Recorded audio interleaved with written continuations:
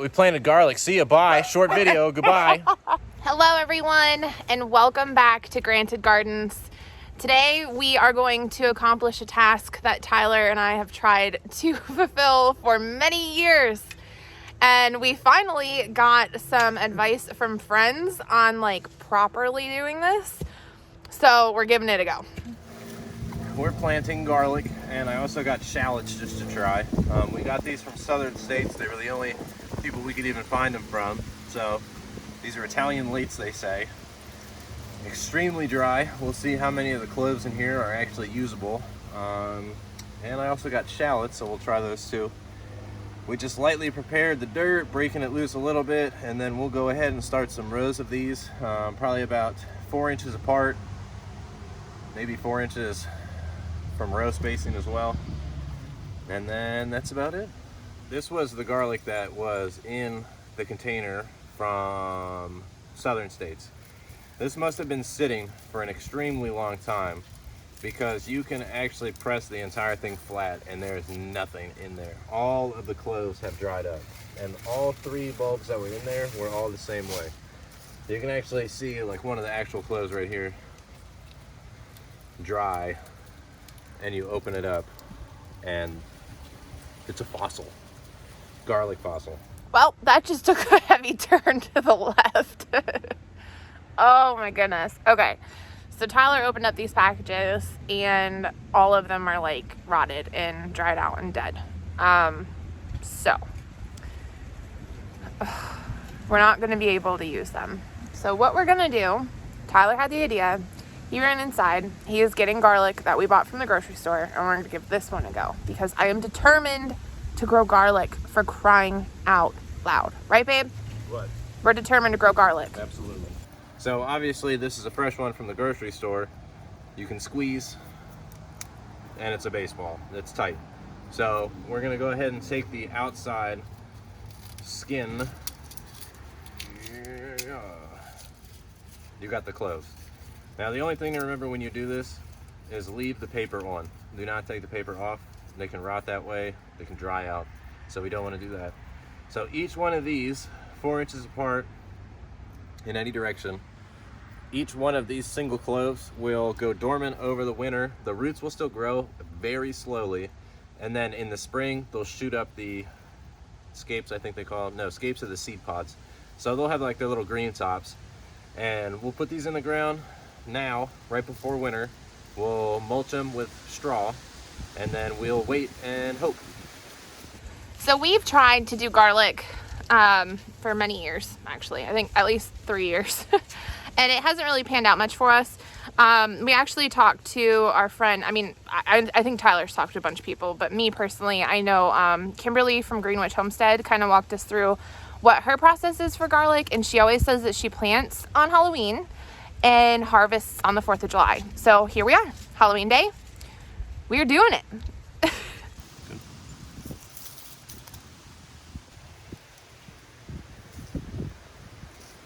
2 inches down, so that's why I dug like a little trench. That's about, once we cover it up, maybe an inch, but we're actually going to mound the dirt up a little bit over top to make that 2 inches. So then we're going to do 4 inches apart.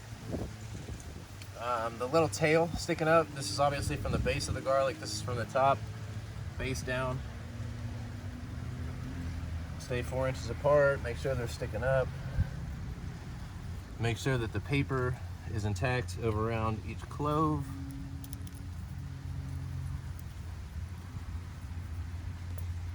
All right, and then we're just gonna cover it up. We're gonna make a little bit of a hill.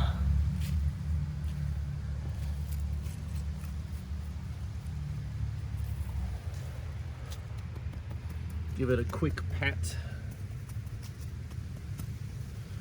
And that's it. Then we're just gonna keep doing this until we are out of garlic.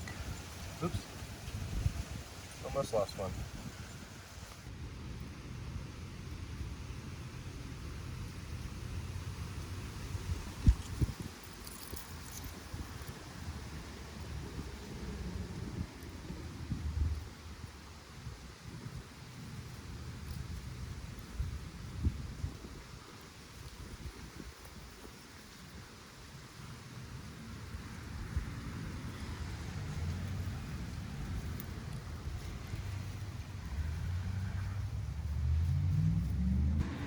All right, so it looks like we're gonna end up with 3 rows.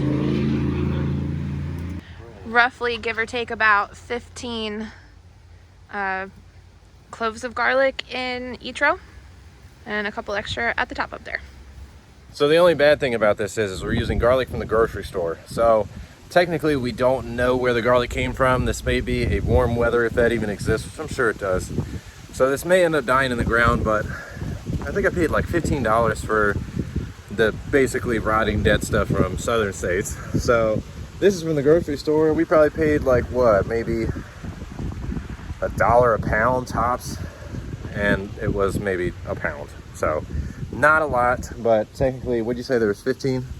So 15 cloves, that makes 15 heads. So if we get our money back, if even half of this grows, we'll be tripling what we spent on it. So hopefully this works. If it doesn't, no harm, no foul. We'll try again next year in the spring if these don't come up. And the last thing we're gonna do is mulch pretty thickly with some straw.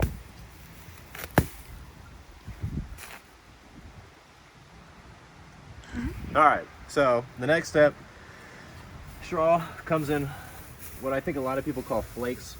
So it's compressed in. You can pretty much grab like a little sheet at a time. And we're just going to get this on the ground. And we're looking for anywhere between 1 and 2 inches. So that's exactly what we're gonna try to do. Nice and thick this year because for some reason they just disappeared last year. I'm not sure if something dug them up. I'm not sure if they just rotted in the ground. But we are not going to take any chances this year. Also, keep in mind, never look into the sun. Straw will always compress once it starts getting wet.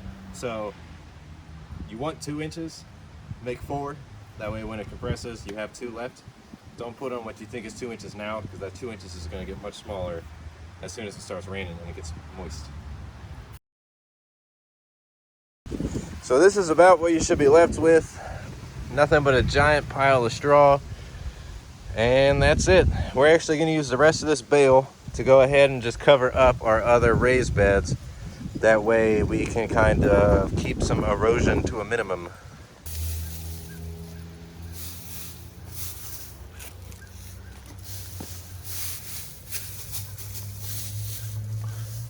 So I'm big on covering up my raised beds for the winter. And the reason for that being is because the 2 years that we did do it, the past 2 years, we've had a ton more life in these beds when we pull it back and get ready to plant for spring than we ever did when we didn't cover it up.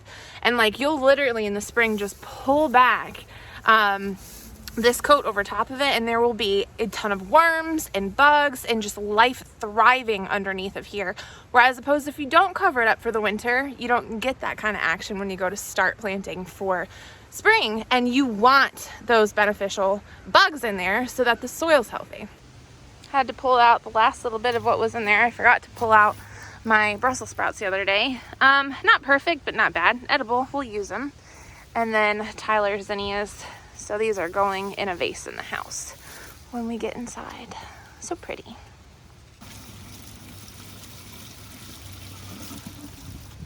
We're trying to use up the water that was in our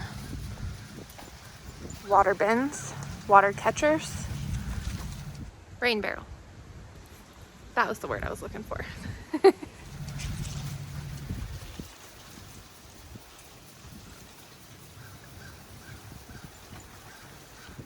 So there's 2 reasons we're doing this.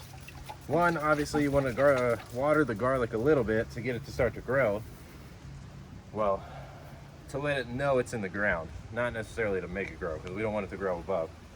So we're filling this up with water from our rain barrels, and we're just kind of coating the top with it. That will sink in, but we're also expecting a little bit of rain here soon, so we don't have to water it a lot. But the second reason is around here it's super duper windy, so a bunch of dry straw, it'll all end up at the back of the fence if we don't do something about it up here. So we just water it down. I actually stamped down mine in the garden bed, So we're watering it just to pack it in so it doesn't fly away. We want to get it a little bit heavier.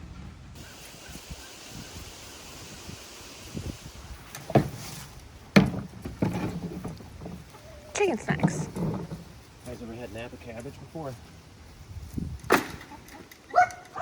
All right, so that's it for planting garlic. We put it in, we mounded it up, we put straw over top to help kind of insulate it, mulch it, and improve some of the dirt. Yep, we made it a bed and we put its comforter on. We also put comforters on all of our raised beds. Hey, this is a fun angle. That is cool. All right, so that is it for this video. Do you have anything to add? Nope, that's everything. All right. Hopeful for garlic. Hopeful for garlic. We'll hope it was from a colder climate in the first place. So thank you all for watching. We look forward to sharing more with you soon.